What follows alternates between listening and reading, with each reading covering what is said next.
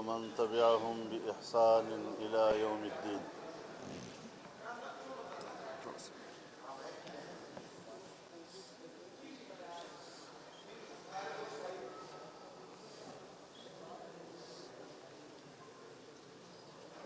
Media کے یہاں پر موجود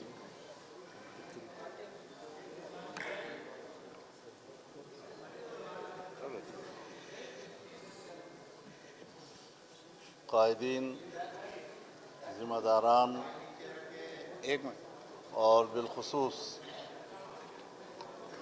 ہمارے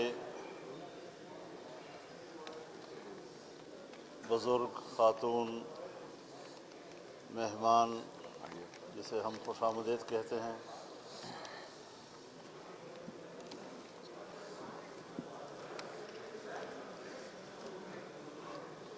سب سے پہلے تو میں Pakistan federal union of journalist کا شکر گزار ہوں کہ آپ نے یہ اجتماع منعقد کیا اور مجھے اس میں شرکت کا اعزاز بخشا۔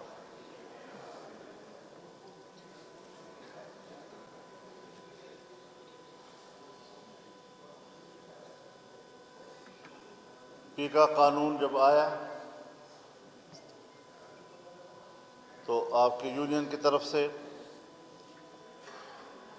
صحافی حضرات کا ایک وفد مجھے ملا۔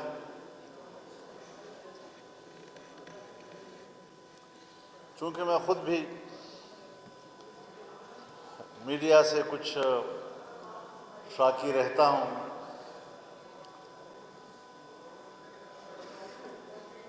تو میں نے ضرور یہ کوشش کی کہ میں اس قانون کو سمجھوں۔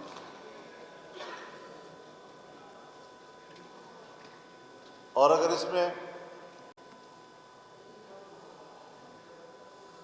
کوئی قابل اعتراض بات نہیں ہے یا واقعتاً کچھ خامیوں کو ایڈریس کیا گیا ہے اور اس کی اصلاح کی گئی ہے، تو میں اس کی حمایت کروں، اور اگر اس میں خامیاں ہیں، اس میں قدغنیں ہیں، ناجائز قدغنیں ہیں، اور ایک جمہوری ملک میں، جمہوری ماحول میں میڈیا کا گلا گھونٹا جا رہا ہے، تو پھر میں واضح طور پر ایسے قانون سے اختلاف کروں۔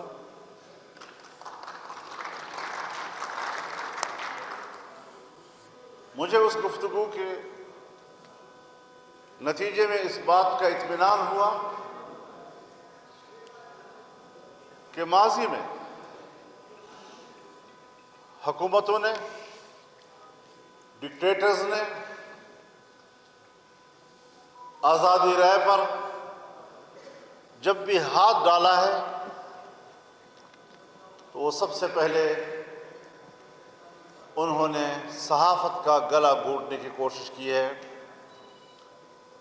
ان کو اپنے مرضی کے تابع بنانے کی کوشش کی ہے، ان کو سچ بولنے سے روکا ہے۔ اور میں چونکہ اس گھرانے میں آنکھ کھول چکا ہوں کہ جب میں طالب علم تھا اسکول میں، تو بھی میں یہی نعرے سنتا تھا، لاٹھی گولی کی سرکار نہیں چلے گی، ظلم کے ضابطے نامنظور۔ حبیب جالب کے نظمیں ہم سنتے تھے،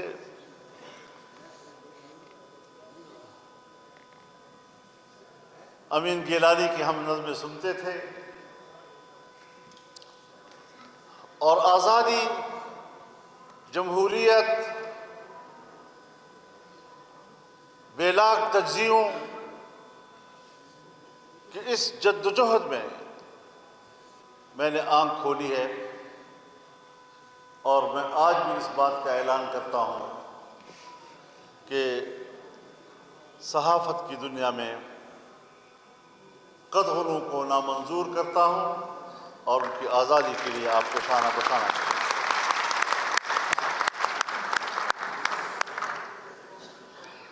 میں ہمیشہ اس بات کا حامی رہا ہوں، جب بھی پارلیمنٹ میں یا حکومت ایوانوں میں یہ تجویز آئی ہے کہ میڈیا کے لیے، صحافت کے لیے ایک ضابطۂ اخلاق ہونا چاہیے، تو میں نے ہمیشہ یہ نقطۂ نظر پیش کیا ہے کہ حکومت کی طرف سے ضابطۂ اخلاق بنانے کی بجائے صحافی حضرات خود اپنا ضابطۂ اخلاق بنا لیں۔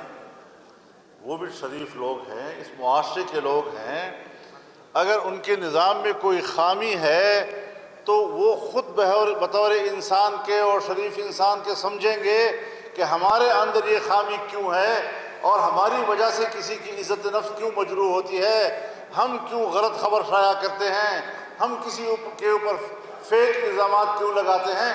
یہ ان کو حق دیا جائے، اور مجھے یقین ہے کہ اگر آج بھی آپ کو یہ حق مل جائے کہ آپ اپنا ضابطۂ اخلاق خود بنائیں گے تو حکومت سے بہت ہی بہتر بنائیں گے۔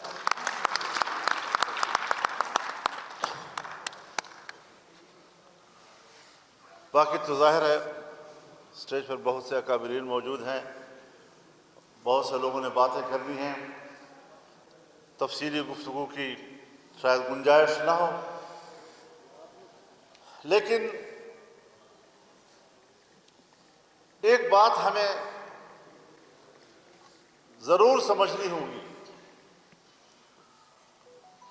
کہ ہر ڈکٹیٹر نے آئین پر، جمہوریت پر، پارلیمنٹ پر شب خون مارا ہے۔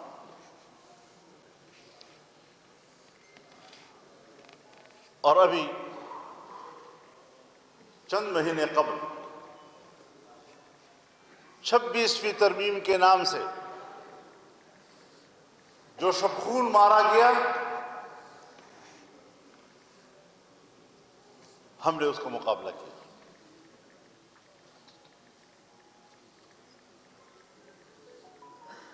عدلیہ کو اپنی لونڈی بنانے کی کوشش کی گئی،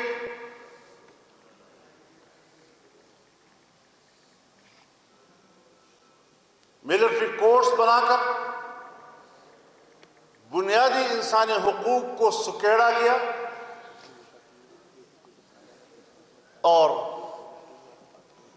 آئین میں جو کچھ ایک بہت مختصر محدود ایک استثنائیہ دیا گیا ہے، اس استثنائیے کی پیٹ کو بڑھایا گیا۔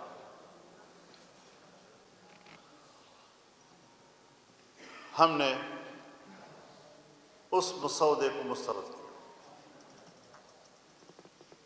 ہم سیاسی لوگ ہیں، بات چیت پر یقین رکھتے ہیں، اور بات چیت کا راستہ لیا۔ اس 26ویں ترمیم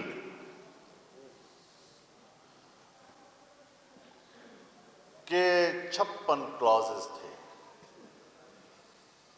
56 کلازز، اور ہم نے حکومت کو 36 شقوں سے دستبردار کیا اور 22 شقوں پہ لے آئے۔ ہمارے ہاں صرف ایک فضا بنتی ہے، حکومت مرد آباد کی فضا بن جاتی ہے، پھر اس کے بعد اپنے الفاظ میں اس کی حمایت و تائید کے پیمانے بنائے جاتے ہیں۔ کوئی نہیں سوچتا کہ اس پورے پروسیس کی تفصیل کیا ہے، کہاں غلطی تھی، کہاں ٹھیک تھا، کس کو مانا گیا، کس کو نہیں مانا گیا، اور اس تفصیل کے ساتھ تجزیہ کر کے اس کی حمایت یا مخالفت کی جائے۔ آج مجھے بھی پتہ ہے کہ بڑی منصوبہ بندی کے ساتھ 2-3 مہینے کی منصوبہ بندی کے ساتھ پھر کچھ لوگ انسٹال کیے گئے تاکہ وہ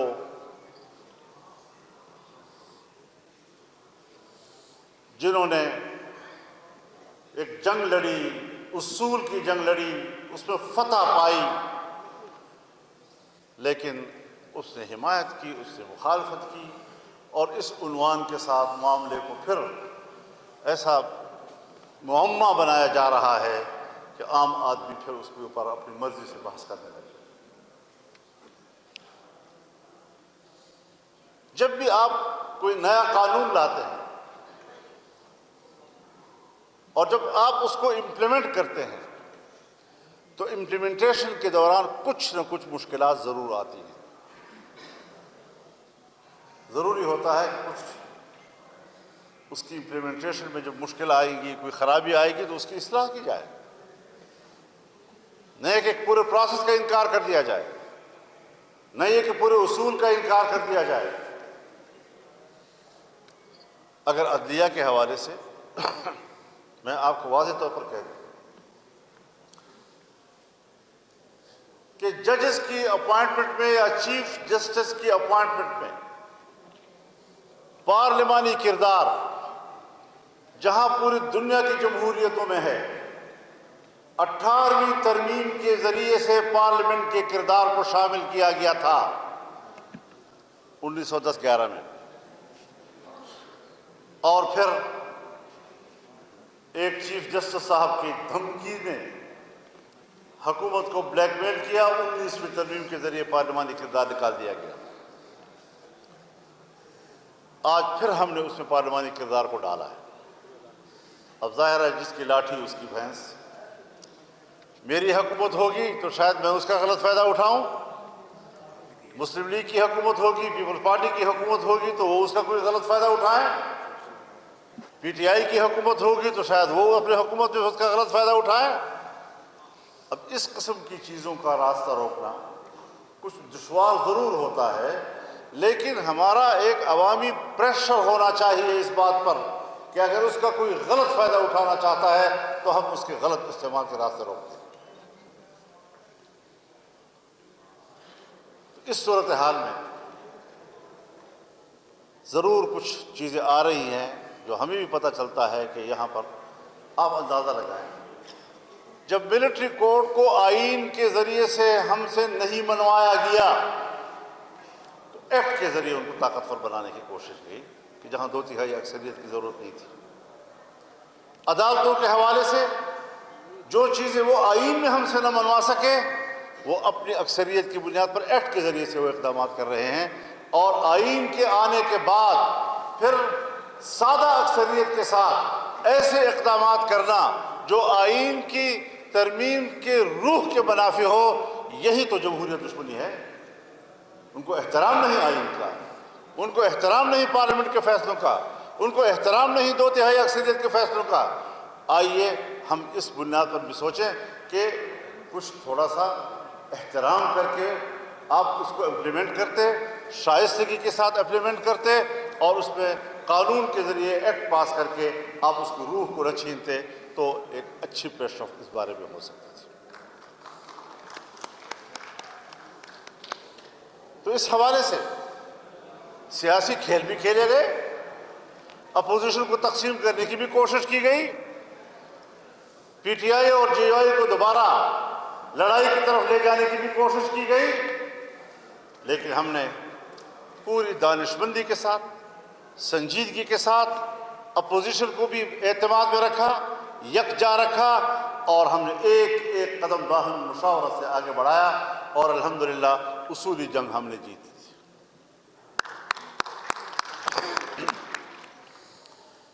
اب اس کے بعد ظاہر ہے کہ مسائل اب بھی بہت زیادہ ہیں۔ ہمارے 2 صوبوں کی صورتحال آپ بھی خبریں دیتے رہتے ہیں، وہ انتظامی لحاظ سے پاکستان سے کٹ چکے ہیں۔ وہاں پر حکومتی رٹ ختم ہو چکی ہے۔ اس وقت جب ہم اور آپ بیٹھے ہیں شام کے 5 بجے کے بعد، اس وقت وہاں پر کوئی پولیس نہیں، اور مسلح گروہ وہ سڑکوں کو کنٹرول کر رہے ہیں، دیہاتوں کو کنٹرول کر رہے ہیں، محلوں کو کنٹرول کر رہے ہیں، بازاروں کو کنٹرول کر رہے ہیں، اور کوئی رٹ وہاں پر موجود نہیں۔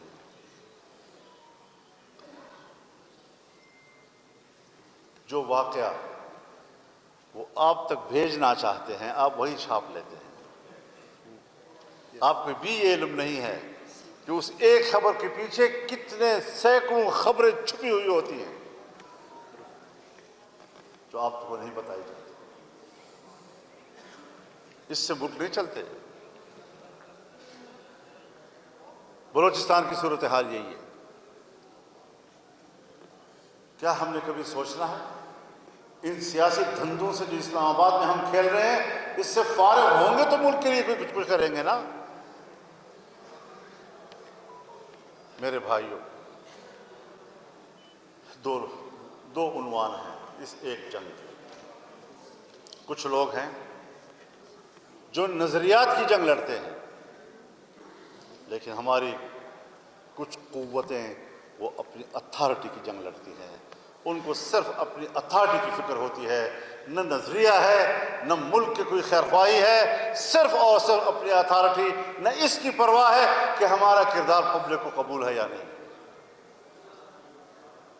عوامی رائے چاہے ملٹری ہو اور چاہے ملیٹنٹ ہو، ان کے ہاں عوام کی رائے کی کوئی حیثیت نہیں ہوتی۔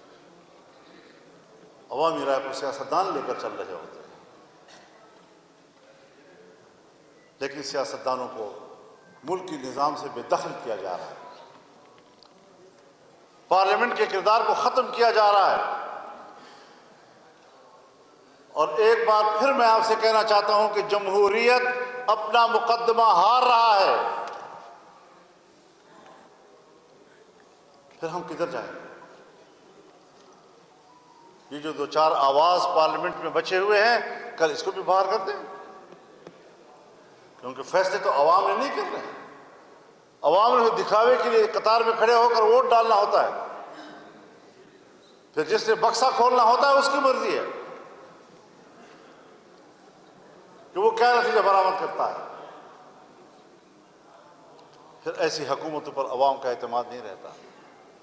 پھر ایسے مشکل میں یہ ڈمی نمائندے وہ عوام کے سامنے نہیں جا سکتے، وہ پبلک کا کیس نہیں لڑ سکتے۔ ایک زمانہ تھا، میں نے بہت سوچا پورے ملک کی صورتحال پہ، میں ایک عجیب نتیجے پہ پہنچا کہ جہاں جہاں سے جمعیت علماء اسلام کا نمائندہ منتخب تھا، چاہے قومی اسمبلی ہو چاہے صوبائی اسمبلی ہو، اس علاقے میں امن تھا۔ وجہ کیا تھی؟ کہ وہ کردار تھے، وہ پبلک میں جاتے تھے، وہ عوام کی بات سنتے تھے، مشکل کو کنٹرول کرتے تھے۔ آج ان کا اختیار بھی چھین لیا گیا۔ تو سیاسی جماعتوں کے اگر کرداروں کو اس طریقے سے سمیٹا جائے گا، اس طریقے سے ان کو غیر مؤثر کیا جائے گا، تو جب حق کی آواز روکی جائے گی تو پھر بات روکنے کے بعد ہاتھ اٹھتا ہے، اور جب ہاتھ روکا جاتا ہے تو پھر بندوق اٹھتی ہے۔ پھر حالات کہاں جاتے ہیں اور کہاں جائیں گے اور کس طرف ہم جا رہے ہیں۔ مجھے آج بڑا اچھا فورم ملا ہے کہ میں اپنے صحافی بھائیوں کے بیچ میں کھڑے ہو کر، جہاں آپ مجھ سے پیکا کے حوالے سے تائید حاصل کرنا چاہتے ہیں، اور میں علی اعلان آپ کی تائید کر رہا ہوں، ملک کی سیاست کے حوالے سے بھی نامنظور نامنظور نامنظور نامنظور نامنظور زندہ ہے صحافی، زندہ ہے زندہ ہے صحافی، زندہ ہے کوڑے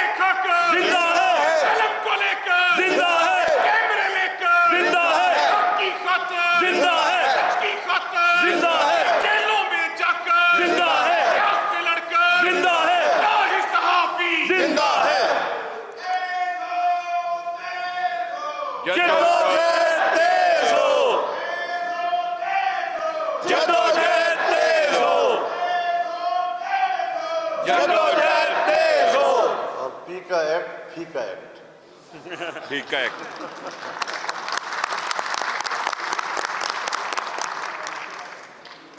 بہرحال یہ ہمارا ملک ہم سب کا ہے. اس کی بقا اور اس کا استحکام ایک ایک شہری کی ضرورت ہے. صرف ہمارے اندر خود اعتمادی ہونی چاہیے. ہمیں طاقت کے سامنے مغلوب نہیں ہونا چاہیے. طاقت مرد آباد، عدالت زندہ. انشاءاللہ العزیز قدم بقدم ہم ایک ساتھ چلیں گے انشاءاللہ. اور کچھ ایک پہلو اور بھی ہے جو شاید وقت طلب ہوگا، پھر کسی موقع پر آپ کے ساتھ انشاءاللہ اس پر بھی بات ہوگی. اللہ تعالی ہمارا حامی و ناصر ہو. وآخر دعوانا ان الحمدللہ. بہت شکریہ.